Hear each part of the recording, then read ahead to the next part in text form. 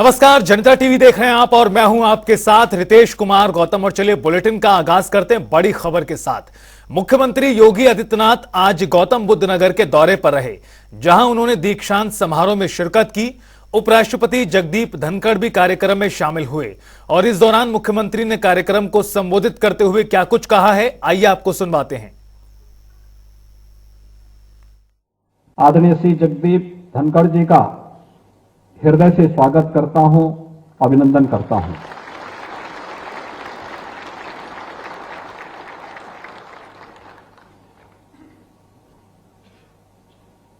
शून्य से शिखर की यात्रा कैसे होती है,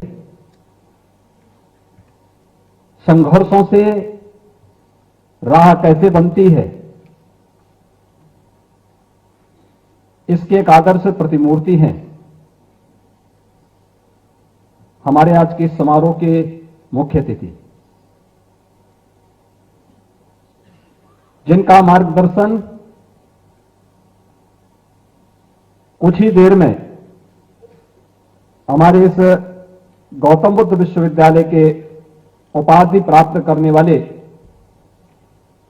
इन सभी नए छात्रों को नए जीवन में प्रवेश करने के लिए प्राप्त होने वाला है। इस अवसर पर उपाधि प्राप्त करने वाले विश्वविद्यालय के सभी 7,900 से अधिक छात्र छात्राओं को भी मैं हृदय से बधाई देता हूं और उन सबके उज्जवल एवं मंगलमय भविष्य की कामना करता हूं।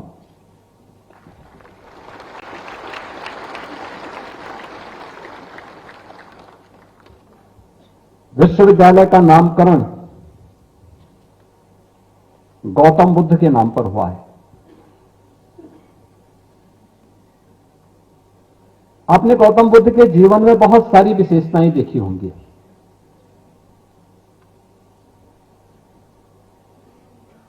और जीवन के जिन रहस्यों को उन्होंने उद्घाटित किया था, वे हर मनुष्य के इर्द गिर्द घूमती हैं। बुद्ध ने कहा था, समस्या है, यानी पहले हमने उसको स्वीकार करना, चुनौती को स्वीकार करना।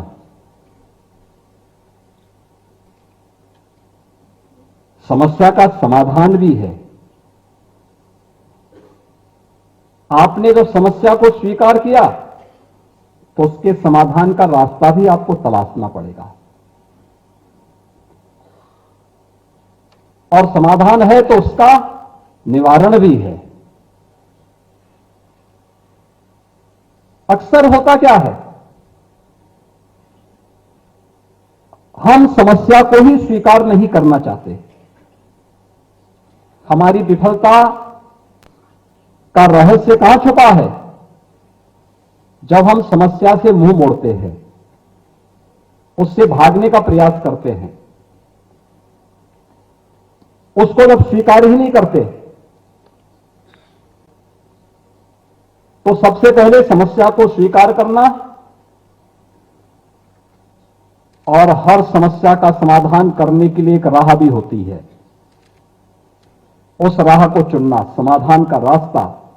और याद रखना, हर रास्ते मंजिल तक ही पहुंचते हैं, बशर्ते हम स्वयं हिम्मत न हारें।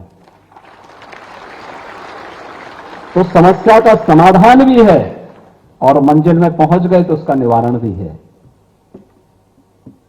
बुद्ध का यह जीवन हम सब के लिए, चाहे वह छात्र हो, चाहे वह शिक्षक हो, चाहे वह उद्यमी हो, चाहे वह जीवन के किसी भी क्षेत्र में है, उन सबके जीवन में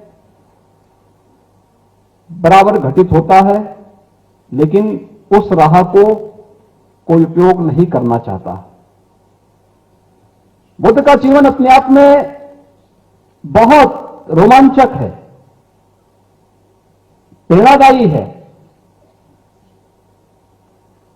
देश और दुनिया को एक नई राह दिखाने वाला है।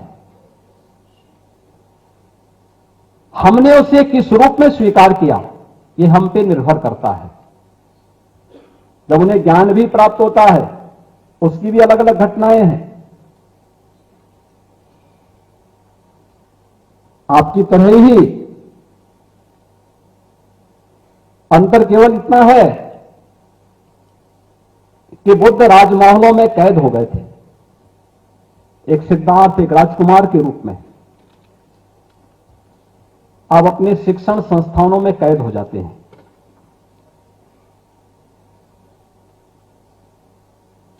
शिक्षा की हमारी व्यवस्था हमें शिक्षित तो कर पाएगी, लेकिन जब तक उस शिक्षा के साथ व्यवहारिक ज्ञान नहीं होगा, तब तक वो हमें ज्ञानवान नहीं बना पाएगी। और दोनों में यही अंतर है। एक आपका थ्योरेटिकल पक्ष से, थ्योरी का पक्ष से, सैद्धांतिक ज्ञान जो आपने शिक्षण संस्थानों में जोड़ा है, जिसकी एक नई शुरुआत गौतम बुद्ध विश्वविद्यालय आज फिर से प्रारंभ करने जा रहा है, उसको व्यवहारिकता के साथ जोड़ना। जब हमारे शिक्षण संस्थानों से कोई उपाधि धारक निकले तो वह किसी भ्रम की स्थिति में न रहे, उसके सामने अपनी मंजिल तक पहुंचने का राह स्पष्ट हो। और यह हम सबके जीवन में अक्सर होता है। बुद्ध ने वे राह हमें दिखाई, स्पष्टता के साथ दिखाई। वे राजमहल में थे, देश और दुनिया की जानकारी नहीं। बुद्ध के मन में अचानक इच्छा होती है कि मैं देखूं तो बड़ा हो गया हूं, क्या है राज में, बाहर भी कुछ है कि नहीं है। तो निकलते हैं बाहर। उनको सबसे पहले एक बुजुर्ग व्यक्ति दिखाई देता है। अपने सहयोगी से कहते हैं, मंत्री से पूछते हैं, ये कौन है, ऐसे कमर इसकी ऐसी कैसे हो गई है। तो उन्होंने कहा बुजुर्ग है। कहा बुजुर्ग क्या होता है। कहा हर व्यक्ति के जीवन में होना है। कहा क्या मैं भी ऐसे हो जाऊंगा। कहा हाँ, ये तो सबको होना है। तो वापस चल गए उनकी, क्योंकि कभी उन्होंने समस्याओं का सामना ही नहीं किया था। वापस घर में आ गए, सोचने लग गए, अरे मैं तो युवा हूं, एक दिन मैं भी ऐसे हो जाऊंगा, क्या होगा फिर मेरे यौवन का। वापस आ गए। And therefore have your mind, use your discretion, be judgmental about it, and then take the right course. अंत में मैं आपको यही कहूंगा, हमारा अटूट विश्वास भारतीयता में है। We will always keep interest of the nation above everything else.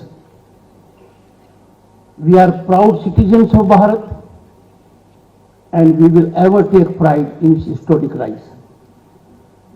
एक बार फिर से जिनको डिग्री मिली है, मुझे भी मेरा दिन याद है, डिग्री मिली है, कब मिली थी उसको आप कभी नहीं भूल पाओगे। माननीय मुख्यमंत्री जी ने जो कहा उसको भी आप नहीं भूल पाओगे, मैं भी नहीं भूल पाऊंगा, क्योंकि मैं जो कुछ कहना चाहता था उसको मेरे से बेहतर तरीके से माननीय मुख्यमंत्री जी कह पाए। आप सबको बहुत बहुत धन्यवाद, बहुत बहुत शुभकामनाएं। Thank you.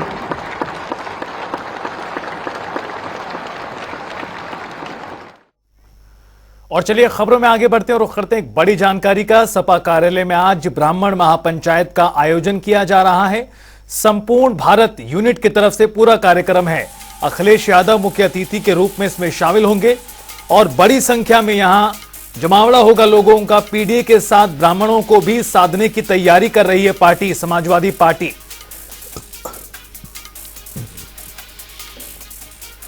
तो एक तरफ पीडीए फॉर्मूला, दूसरी तरफ ब्राह्मण महापंचायत के जरिए तमाम वर्गों को साधने का प्रयास है समाजवादी पार्टी की ओर से। और चलिए खबरों में आगे बढ़ते हैं, जहां अयोध्या में राम मंदिर की प्राण प्रतिष्ठा समारोह को लेकर तैयारियां जोरों पर हैं और उसी के साथ सुरक्षा के भी पुख्ता इंतजाम यहां किए जा रहे हैं। मुख्यमंत्री योगी भी लगातार पुलिस अधिकारियों के साथ बैठक कर रहे हैं ताकि किसी भी तरह की चूक ना रह जाए। 22 जनवरी से पहले जरूरी है 30 दिसंबर, वो तारीख जब प्रधानमंत्री नरेंद्र मोदी अयोध्या वासियों को एयरपोर्ट की सौगात देंगे। सुरक्षा इंतजाम को लेकर अयोध्या के कमिश्नर गौरव दयाल का क्या कुछ कहना है, सुनिए। माननीय मुख्यमंत्री जी ने ये कहा है कि चूंकि 22 तारीख को यहाँ पर मंदिर में रामलला के दर्शन नहीं होंगे 20, 21, 22 को, और 23 से प्रारंभ होंगे। उसके पहले बहुत लोगों ने प्रत्याशा में कि वो लोग भी 22 जनवरी के प्रोग्राम में शिरकत कर सकें, बुकिंग्स करा ली हैं। और जब उनको वहाँ पे इनवाइट नहीं है और उनको उस दिन वहाँ पे मौजूद रहना नहीं है मंदिर में, तो ये आवश्यक नहीं है कि वो लोग यहाँ पर बुक कराएं। और जो हमारे एक्चुअल इन्वाइटीज हैं उनको समस्या ना हो, वो उनके लिए होटल्स और सारी जगह पे रूम्स उपलब्ध रहे, इसके लिए व्यवस्था बनाने की बात की गई है। तो जिला प्रशासन होटलिये से बात करके वो जो डी क्लॉक जितना हम लोग कर सकते हैं उसको कराने का प्रयास कर रहे हैं, ताकि जो हमारे एक्चुअल श्रद्धालु जो इन्वाइटीज हैं जो आएंगे उस दिन 22 जनवरी के प्रोग्राम के लिए, उनको रुकने में कोई असुविधा ना हो। सर, आज DPCM के साथ बैठक हुई है, क्या दिशा निर्देश दिया है? देखिए, हम लोग स्वास्थ्य सेवाओं को लगातार सुधार ही रहे हैं, और इसमें इस बीच में क्योंकि बहुत बड़ा आयोजन 22 जनवरी को होना है और बहुत बड़ी संख्या में उसके बाद श्रद्धालु यहाँ पर लगातार आएंगे, तो आज हेल्थ मिनिस्टर और प्रमुख सचिव स्वास्थ्य और हमारे जो ट्रस्ट के चंपत राय जी, ये सब लोग और सारे अधिकारीगण यहाँ मौजूद थे मीटिंग में। और किस प्रकार से बहुत ही अच्छी उत्कृष्ट श्रेणी की हम लोग स्वास्थ्य सेवाएं मुहैया करा सकें आने वाले श्रद्धालुओं को, उसके संबंध में चर्चा हुई है। और जो कमियां थी उनको दूर करने के लिए सबको डायरेक्शन दिए गए हैं, और कैसे हम लोग उस दौरान कोई भी इमरजेंसी को मीट करने के लिए तैयार रहें, तत्पर रहें, उसकी तैयारियां किस प्रकार से की जानी है उस पर चर्चा हुई है, और उस पर काफी सारे निर्णय हुए हैं। प्राइवेट सेक्टर को भी, इसमें जो हमारे IMA हैं उनके भी यहाँ प्रतिनिधि मौजूद थे, कमिट किया है कि जो भी सहयोग उनके स्तर से किया जाना होगा वो सब सहयोग प्रदान किया जाएगा, तो उनका भी सहयोग प्राप्त किया जाएगा। और साथ ही लखनऊ के जो हमारे डॉक्टर्स थे, वहाँ के जो स्वास्थ्य विभाग के अधिकारी, वो बाराबंकी के भी अधिकारी लोग मौजूद थे। तो चूंकि अगर कोई इमरजेंसी होती है और अगर यहाँ पे स्वास्थ्य सेवा नहीं उपलब्ध हो पा रही है, लखनऊ में किस प्रकार से ट्रीटमेंट होना है उसका प्रोटोकॉल भी आज डेवलप किया गया है। और इन सब मुद्दों को लेकर चर्चा थी और काफी सार्थक मीटिंग थी, और उम्मीद कर रहे हैं कि बहुत अच्छी सेवाएं हम लोग स्वास्थ्य सेक्टर की दे पाएंगे। कि ये मान ये लगाया गया है कि बहुत सारे ऐसे हमारे गेस्ट हैं जो कि चार्टर्ड प्लेन से आएंगे उस दिन, तो वो कितनी संख्या में आएंगे, कैसे आएंगे, वो एक बहुत बड़ा आयोजन है। और अगर वो आते हैं तो यहाँ पर उनको ड्रॉप करके वो लोग जो हमारे निकटवर्ती जितने हेलीपैड्स उपलब्ध हैं जो नेबरिंग डिस्ट्रिक्ट्स में है, जैसे कि प्रयागराज है, गोरखपुर है, वाराणसी है, वहां पर उनको पार्क करने की व्यवस्था की जा सकती है। तो ये जब एग्जैक्ट संख्या पता चलेगी और ये एविएशन डिपार्टमेंट के साथ कोऑर्डिनेट करके व्यवस्था कराई जाएगी। तो बढ़ाई गई है ट्रेन की संख्या। हाँ, पर मोटा ब्रॉडली बता दूं कि जो संख्या होगी 22 जनवरी के बाद लगभग 50,000 से 55,000 तक पैसेंजर्स डेली अयोध्या में आएंगे। और ये एक अनुमान है, जितनी नई ट्रेन संचालित होने जा रही है उसके आधार पे कैलकुलेशन की गई है, और 55,000 पैसेंजर जो आएंगे और जाएंगे उसके हिसाब से हम लोग तैयारी कर रहे हैं। पहली फेज में उड़ाने कहाँ के लिए भेजी जाएंगी? देखिए, अभी तो दिल्ली अहमदाबाद की अनाउंस हो चुकी है, और जैसे जैसे और पता चलेगा आपको जानकारी हुई है। प्रधानमंत्री जी आ रहे हैं, स्वास्थ्य देखिए, सारी सुविधाएं आप देखेंगे, अस्पतालों में सारी सुविधाएं मोस्टली उपलब्ध हैं। और माननीय मुख्यमंत्री जी के लगातार रिव्यू के बाद यहाँ पे जितने पद हैं सारे भरे जा चुके हैं, और एक दो कुछ जो व्यवस्थाएं यहाँ पे नहीं है जो बहुत ही हाई एंड की सर्विसेज हैं, उसके लिए फिर हम लोग वैकल्पिक व्यवस्था रखेंगे, और यहाँ से लखनऊ तक की किस प्रकार से रेफर करके वहाँ पे हम लोग फास्ट ट्रैक मार्ग में पहुंचा सके अपने किसी भी अस्वस्थ व्यक्ति को, उसकी व्यवस्था की जाएगी।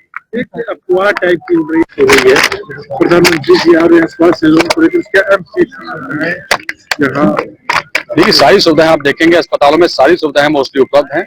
और माननीय मुख्यमंत्री जी के लगातार रिव्यू के बाद यहाँ पे जितने पद हैं सारे भरे जा चुके हैं, और एक दो कुछ जो व्यवस्थाएं यहाँ पे नहीं है जो बहुत ही हाई एंड की सर्विसेज हैं, उसके लिए फिर हम लोग वैकल्पिक व्यवस्था रखेंगे, और यहाँ से लखनऊ तक की किस प्रकार से रेफर करके वहाँ पे हम लोग फास्ट ट्रैक मार्ग में पहुंचा सके अपने किसी भी अस्वस्थ व्यक्ति को, उसकी व्यवस्था की जाएगी। एक अफवाह टाइप की उड़ रही है, तैयारी करते हैं। देखिए, 30 दिसंबर को माननीय प्रधानमंत्री जी आ रहे हैं। 30 दिसंबर को एयरपोर्ट का उद्घाटन होना है, और हमारा जो रेलवे स्टेशन बनकर जो नया तैयार हुआ है फर्स्ट फेज में, उसका उद्घाटन होना है। और जो हमारे जो रेल्स हैं उनको हरी झंडी दिखाएंगे माननीय प्रधानमंत्री जी, और उसके अलावा एक जनसभा प्रस्तावित है जिसमें कि जनता से संवाद होगा, और जिस प्रकार से और चलिए खबरों में आगे बढ़ते हैं और रुख करते हैं 2 मिनट में 10 बड़ी खबरों का। लखीमपुर खीरी में संदिग्ध परिस्थितियों में मिला युवक का शव, परिजनों ने लगाया मृतक के दोस्त पर हत्या का आरोप, मामले की तफ्तीश कर रही पुलिस। कानपुर देहात में पुलिस की बदमाशों के साथ मुठभेड़, जवाबी फायरिंग में अपराधी के पैर में लगी गोली, कब्जे से अवैध तमंचा और कारतूस बरामद।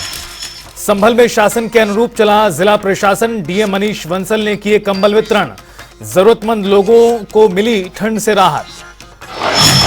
फतेहपुर की पुलिस और एसओजी की संयुक्त टीम को मिली सफलता, अंतर जनपदीय गैंग के 3 शातिर चोर काबू, कब्जे से लूट का सामान बरामद। लखीमपुर खीरी में बदमाशों का कहर, किसान के साथ मारपीट, पीड़ित की ट्रैक्टर ट्रॉली लेकर हुए फरार। सहारनपुर में अधिवक्ता एसोसिएशन चुनाव में राजीव गुप्ता अध्यक्ष और निशांत त्यागी महासचिव निर्वाचित, अधिवक्ताओं ने उनका फूल मालाएं पहनाकर किया स्वागत। इटावा के जिला जेल से अपराधी के फरार होने से हड़कंप, एसएसपी ने किया जेल का निरीक्षण, जेलर को दिए सख्त निर्देश। भदोही में तेज रफ्तार का कहर, टोल प्लाजा पर खड़ी गाड़ी में ट्रक ने मारी टक्कर, हादसे में बेटे की मौत, पिता घायल। आजमगढ़ में पुलिस का ऑपरेशन लंगड़ा जारी, पुलिस की बदमाशों के साथ मुठभेड़ जारी, 2 शातिर अपराधी हुए घायल। इटावा में दबंगों ने गांव में ताबड़तोड़ फायरिंग की, ग्रामीणों में बदमाशों को जमकर लताड़ा, मारपीट के बाद पुलिस के हवाले किया। और फिलहाल इस बुलेटिन में इतना ही। आप देखते रहिए जनता टीवी।